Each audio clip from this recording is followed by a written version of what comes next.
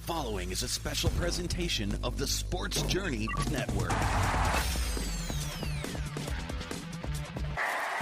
Sports Journey.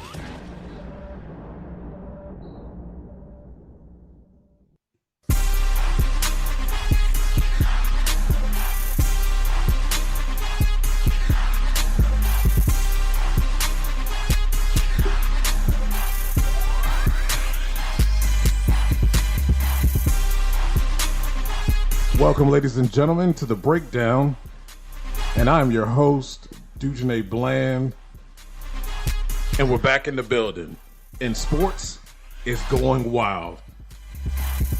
What do you say, Carita? How's things going? It's definitely going wild. Always, never, I should say, a dull moment when it comes to sports. Always something popping. Never. And we get into the early part of this NFL season, and I tell you, you think players would learn with your expertise, Carita, dealing with PR. We're going to start with Cole Beasley. Now, I could care less about his stance on the vaccine, whether he wants to get it or not. It's a personal choice. But he doesn't like the rules set forth by the NFL. If you're not aware of those rules, it's basically there's some different set of rules for individuals who are vaccinated, and basically those who are not have to continue to follow the protocols. Now, Carita, with that said, some people think that's not fair. What's your thoughts? It's not fair. I mean, that's hilarious to me. So first of all, before there was a vaccine, there were protocols that had to be followed in order to protect yourself and others. Now, if you don't care about yourself, there's still other people that you have to care about. So I don't understand why he would be surprised by the protocols that the NFL laid out for those who are not vaccinated. Essentially, you still have to operate under the COVID protocols that were already in place. What makes you think that just because people are vaccinated that you would be following the same rules as them? That makes no sense. If you're vaccinated, there's still a risk, right, actually, but you still have a little more freedom. So I'm just not really understanding. I'm thinking he was one of those folks who probably didn't like protocols or the rules in place anyway. Exactly. But it kind of just boggles my mind that he would think that it would be any different. Yeah, it really boggles my mind as well. I mean, as much as we want to act like it's over, there's still a lot going on. People are dealing with this pandemic still, regardless of the steps forward we're taking. Now, we're going to tap into your PR expertise, because it's one thing to make a statement on Twitter, social media, whatever. But then he decides that it's a good idea to go back and forth with fans and people who disagree with his stance. Well, first of all, I think it's a bad look to even take this to social media. It's risky. We all know how volatile this is.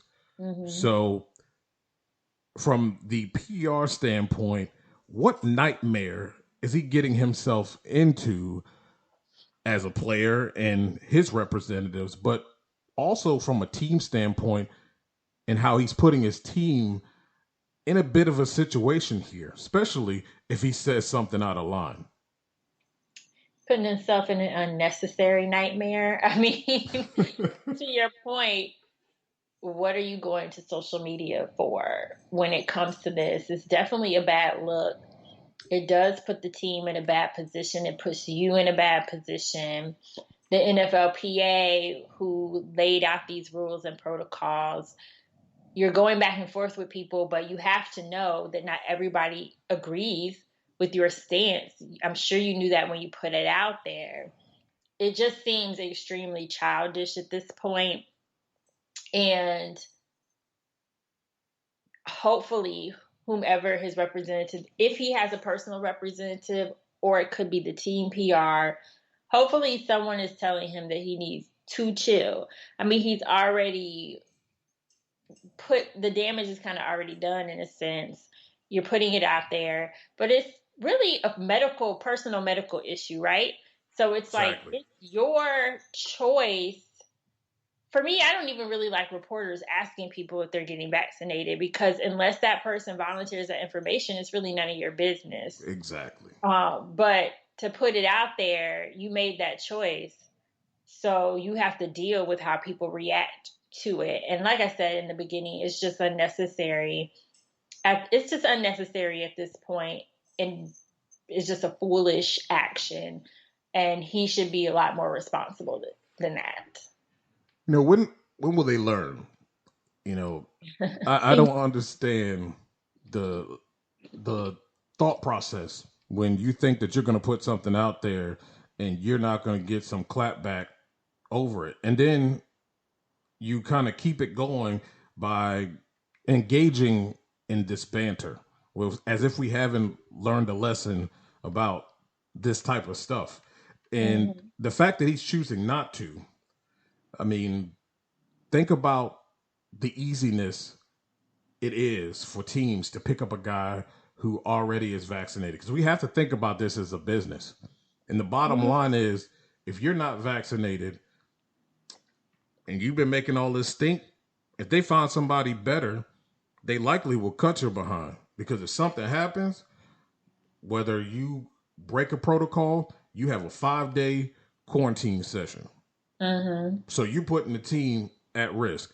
Now, if you get released, you still got to quarantine for 5 days. So guess what? They're likely going to look at somebody that they can bring in right away, that can help them right away, that they don't have to quarantine for 5 days. It's not right, but this is a business. And think about it. If you have a team full of vaccinated individuals, you basically have a competitive advantage. Because you don't have to worry about all these parameters. Now, you need to be cautious, but you don't have to worry about all these parameters. And honestly, Colt Beasley putting himself in a situation where if he gets cut, might be a little bit difficult. And don't nobody want to hear that nonsense when people are dealing with a lot in regards to this pandemic, whether you think we're out of it or not. Yeah, I mean, he definitely did doing the most, as they say. He was definitely doing the most. And putting your opinion out there so publicly. It's one thing when reporters ask you still need to be careful, I think, in how you answer that question.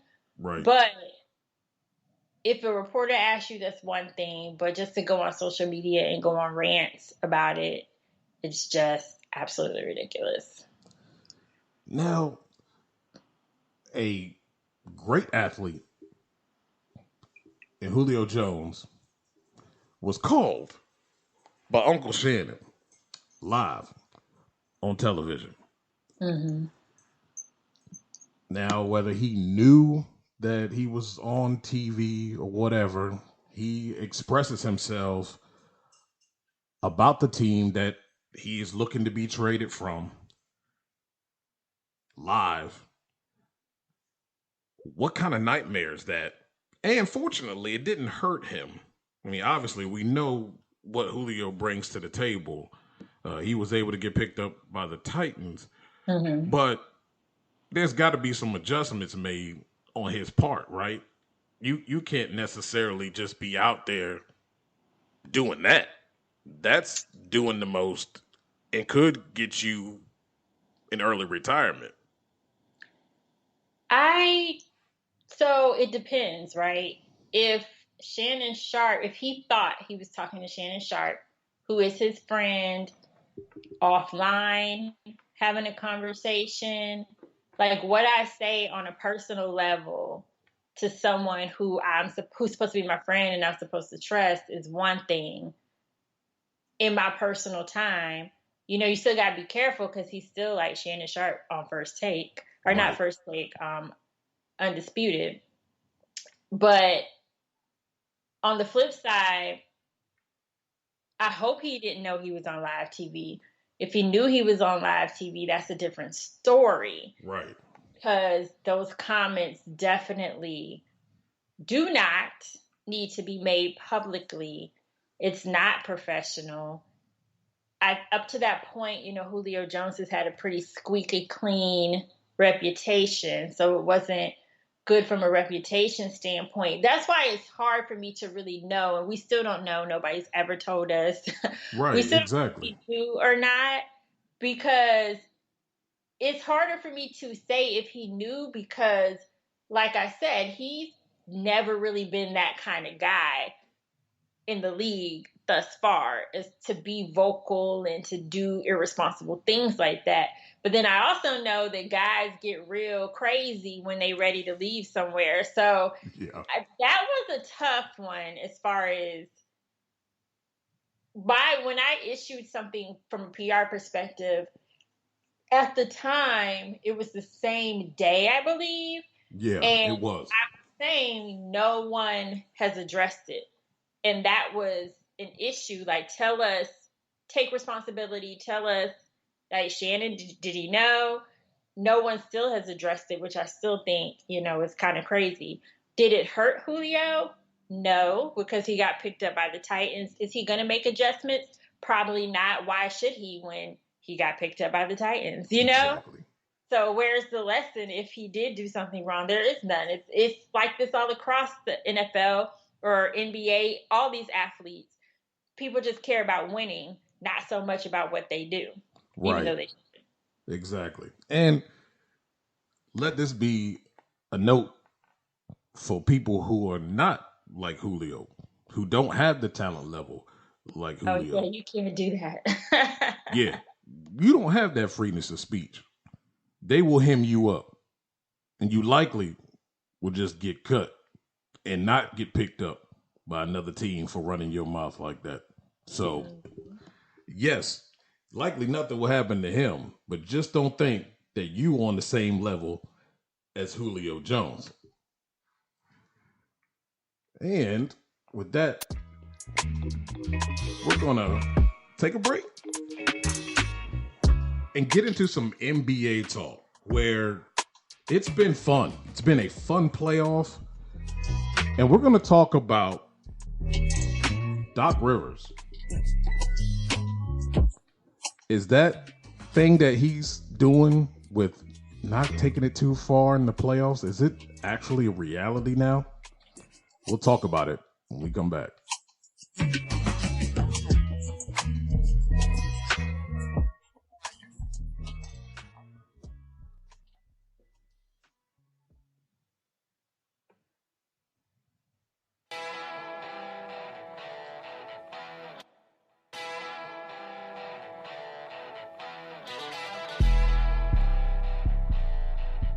So the 76ers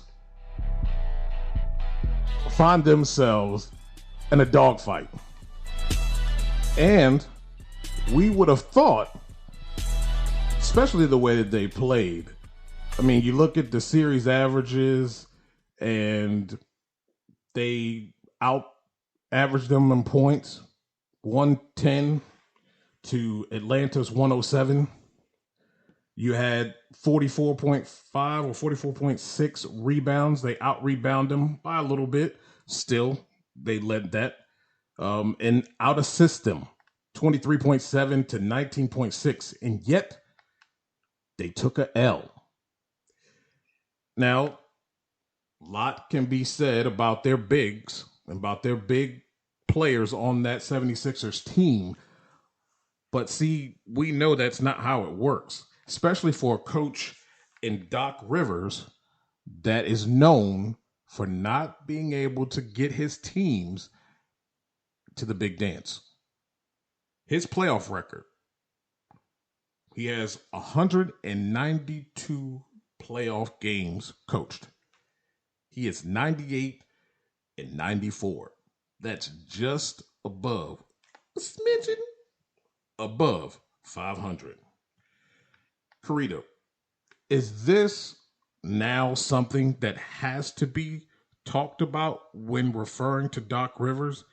Because I dismissed it against when he was coaching for the Clippers.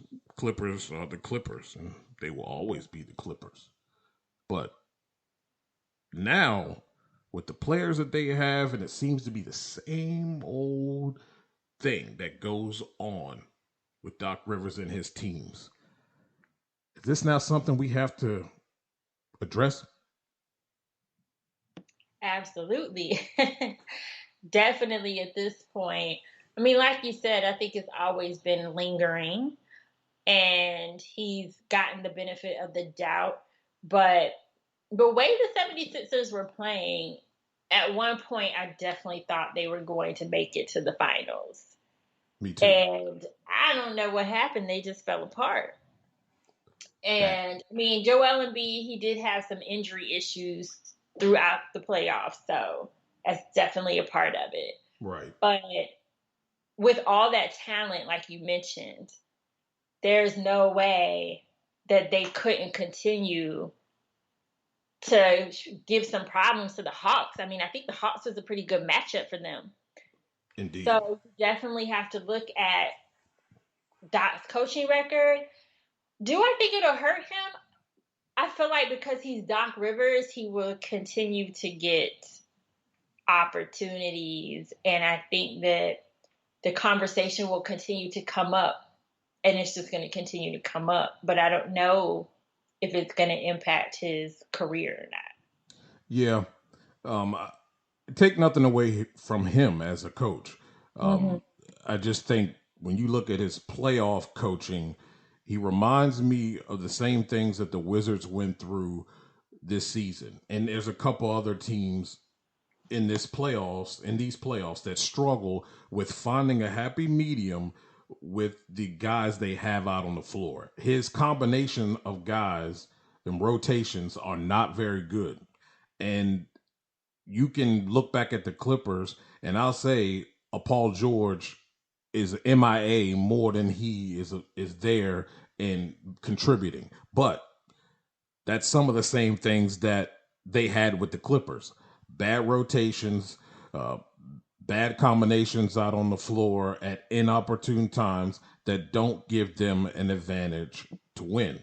You know that Embiid is hurt, but you also had guys that just came up missing in action as well, that just didn't seem motivated consistently to play defense or attack the basket on a consistent level game by game. Right. And that brings me to Ben Simmons. Good old Ben. Now, he's supposed to be the guy, the point guard, the man that they rely upon. And they had to, I mean, I don't know what happened. They put him in the witness protection program or something.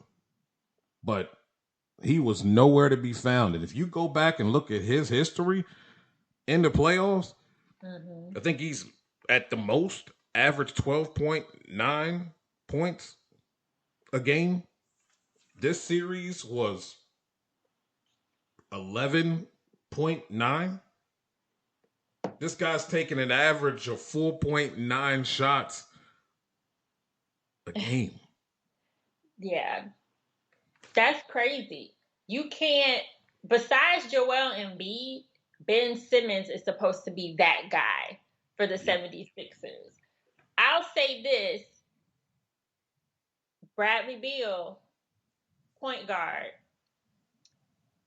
he will carry that team on his back. I will say that about Brad. He will carry that team on his back if he has to. We don't see that same energy from Ben Simmons. He's like, look, he's not trying to carry nothing on his back. Clearly. Very clear. He looks like he doesn't want none of that. No smoke at all. So who, yeah, go ahead. Go ahead. No, I'm just like, who is going to be intimidated or scared to go up against Ben Simmons if all of us can tell? Nobody. Like you said, that he don't want that smoke. You're going to have to trade him. Yeah. You're going to have to trade him. They got to get him up out of there. They have tried. They have definitely tried. They have been patient. But this right here, I mean, you were a couple steps away from the Eastern Conference Finals. Right. And you disappeared. And if Doc rolls this team out again, led by Ben, and they do the exact same thing, not only is Ben gone, but so is Doc. Yeah. It's going to be his job. So he can't let him stay. There's no way. No. It's unfortunate because it's like, well, he, in my opinion, is going to be better suited for a support role. I agree. And not a lead role. He's definitely not a lead. He's proven that. Which brings me to the Wizards. Here we are. They cried. They took the stakes out and they wanted people gone. So where do the Wizards go from here? Because I believe they have a team better than what it showed. Mm-hmm. They do need some pieces, some scrappers that come off the bench.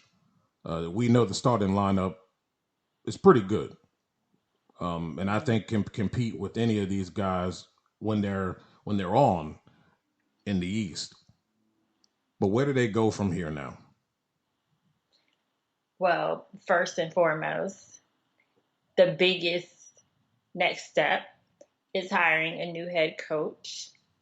And I'm really curious what direction they're going to go with this coaching search. I mean, this is going to be the general manager, Tommy Shepard's biggest decision, I believe, of his tenure with the Wizards. He's made some good choices in the draft. I mean, he hasn't drafted really flashy guys, right? But he's drafted guys who do the job. I like what you said about scrappy. I mean, besides like Russell Westbrook, Brad's scrappy in his own way, right? But besides Russell Westbrook, Bradley Beal, I mean, that scrappiness is missing. Like that, just get it done, like that dog type mentality. I don't feel like there's many of them that have that. So I would definitely like to see them pick up someone or a few pieces that have that scrappiness to them. And like you said, the team is definitely better than they showed. They're definitely better on paper than they showed. This coaching decision is going to be key. And it's going to be huge because it's time to go to the next level. And then you also have Bradley Beal's contract situation. I think he's going into a contract year. So depending on what happens, he can make the decision to stay or leave again. And you hope he stays. But this means you have to pick the right coach, and you also have to listen to him along with an experienced guy in Russ. Yeah. I wasn't really all that happy to see Russ come, but Russ has done and been the most admirable guy, really lifted the team, at times put it on his back. And they have to get this coaching search right. Like you said, the time is now. They have the pieces. They have talent. They just need a few small pieces that can be and bring that aggressive nature on the defensive side, the rebounding side. Once you can get those things down, now you can start running away from people because they have the scoring ability to do just that. So it's definitely something they have to get right and get right now. Absolutely. There's no question about that. I can't even really say much more because that's really what it is. Got to get it right. And with that, we're going to bounce on out of here and we're going to go to break. And with that, as you can hear, my crew in the background, we're going to go and talk about this Eastern Conference and Western Conference Finals, as this has been quite the NBA playoffs. and it's going to set up to have some new faces in the finals. We'll talk about it after this break.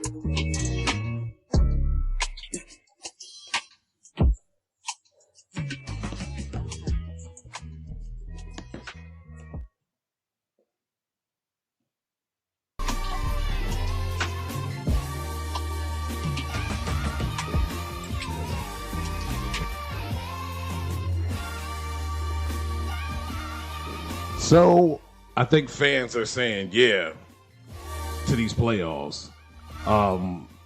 They have been phenomenal, and I think just as good or better than the bubble. I think that's where it started. The competitiveness has been off the chain in these series, each one. Mm-hmm. And here we are, right up against this last two series before we get to the championship. Now we have the Clippers and the Phoenix Suns and in the West, and then we have on the East side, we have Atlanta and the Milwaukee Bucks. And I'm gonna tell you right now, I thought Milwaukee was done when they played the Nets, and somehow they rose up and was able to get to this next step and put themselves in position to be in the championship game. Now, granted, the Nets were very inconsistent.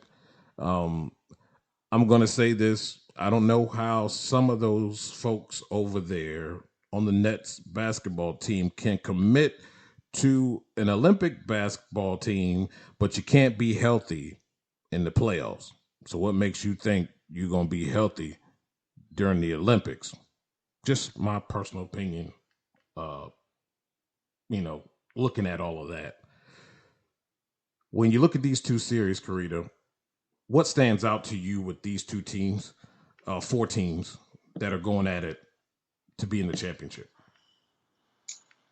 The Suns, you talked about the bubble. They had something special in the bubble. It wasn't complete, and they fell short, but you could tell they had something special. And I'm really impressed that they were able to carry that over into the season and actually make it, they took the next step. And sometimes you don't see teams do that. They took the next step. So I love that. And I would also say Monty Williams, you saw that, I don't know, I think you saw that play the other night, the end of the game play, that was an alley-oop. Yeah, that was a good play. Yeah, alley-oop. I mean, come on, that was fire, So I definitely stood out, just his coaching mentality. Then you got Ty Lue and the Clippers. But if I were to guess, I feel like the Suns will pull it out. I agree. And I want to see Chris Paul, man. Chris Paul, I want to see him get his shine. He's going to be available for the next game. I want to see him finally get, he's worked hard. You talk about somebody who's worked hard. Extremely hard. My mama got some salt for him, though. She says he stays injured too much and he should sit his old behind down. But I really like what he's done. He's turned it on in these last several games. He's dialed in. He also knows when to be the star. He also knows how to take that back seat and play a role. Yeah. I think that's what's so special for him on this team. I also feel like you look at Phoenix and what they do. They move the ball very well. They're dynamic on both lines. They can hit you from anywhere. My only pet peeve is I feel like they could have run away with the game with the Clippers in game 1 and in game 2. Mm-hmm. Too often, and it's not just them. It's a lot of teams in the NBA. You'll see guys be out at the 3-point line, receive a pass. They will pump fake. Guy goes in the air, leaves his feet immediately, and instead of working the ball inside where there's No one. Everybody's to the opposite side of the floor. You have a high percentage shot. It's early in the game, and you sidestep that defender to still take a three. It bothers me because, see, more often than not, you're not hitting those.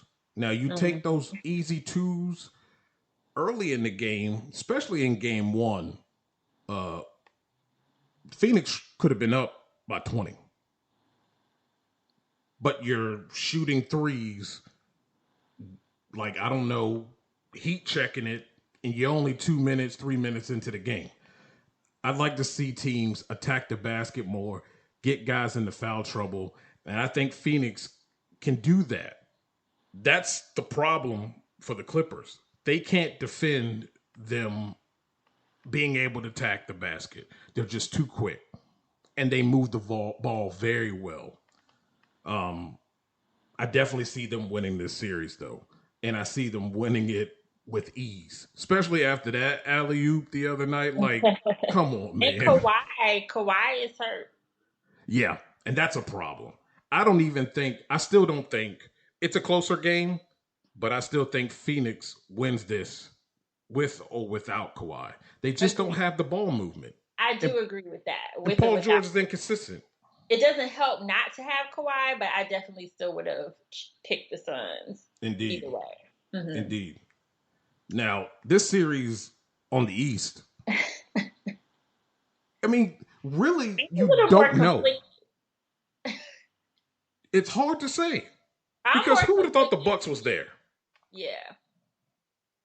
They the most inconsistent team out there right now. You don't know who you're going to get night after night. But Atlanta has those tendencies too. Yeah. But I love Trae Young's play. I do. I just feel more like this series can really go either way. I mean, look at the game that they just, game one. Yeah. It went back and forth the entire game. That game was close the whole time. It Very went close. Back and forth, and I have a feeling it's going to be that kind of series. You know, on one hand, nobody has been able to stop Atlanta whatsoever. No one's been able to stop them. So on one hand, they have the momentum. On the other hand, the Bucks, if you don't get past this finals and make it to the championship, I'm going to be side-eyeing you guys because you always make it to this point or close. I can't remember. I think last season they didn't make it to the finals. Right. But they've made it to more than one finals and can't, get past it. So this needs to be your year as far as I'm concerned. I agree. Is it guaranteed? I don't know. Because you don't know what Giannis is going to show up. No. You just don't. You do not. It's almost like that with a lot of bigs in the league. Mm-hmm. They have all the athletic ability. They have great prowess on the basketball court, but that killer instinct is a switch, and it can go off and on per game, per quarter, per minute. You have no idea what you're going to get from these guys, and they're never consistent. And it's why he consistently finds himself out at the most critical times of the series, of the playoffs, being gone, never making it to the big dance. They have a good opportunity, but you know what? I'm taking Atlanta. That grit, that just, I don't care, we're here, and we gonna let you know we're here. I don't know if I can bet against that. They definitely have the underdog mentality, and a lot of times, those are the teams that sneak up on you because you take for granted that you should be there. Yep. And Atlanta feels like they should be there, but other people don't think Atlanta should be there. I mean, who the heck said Atlanta Hawks in the finals? Like, let's be real. That I didn't didn't. cross nobody's mind. Nope. But you also have to give the Hawks credit for taking that chance. Like, to me, their previous coach wasn't a bad coach. He wasn't. And so when they got rid of him, it was a little bit of a shocker. Like, really? Like, he wasn't that bad, but Nate McMillan has taken them to the play. It was just like that switch, I guess. I don't know if it was the change of direction or what it was. Right. But he definitely took them to the next level, and here they are. It and seems they're that's young. helped. They're young too, Very young. And they can continue to build off of this. Yeah. That's something that's scary for teams in the East. And Right. I really think it's going to be Atlanta. Trae Young definitely got that juice right now. He is feeling himself. You can't tell him nothing right now. So, But I think Phoenix wins this whole thing if they get there. But I think it's going to be Phoenix and Atlanta. That's my pick. I'm standing by it. But either way, it's going to be awesome. That would definitely be a good matchup. Yes. Two teams that move the ball very well, that can beat you inside and out. It will be the chess match would be incredible to see what these two coaches do to get the other team out of the things that they like to do best. I'm just glad to see some new teams in the mix. Me too. Of course, always would love to see my Lakers win, but for the casual fan,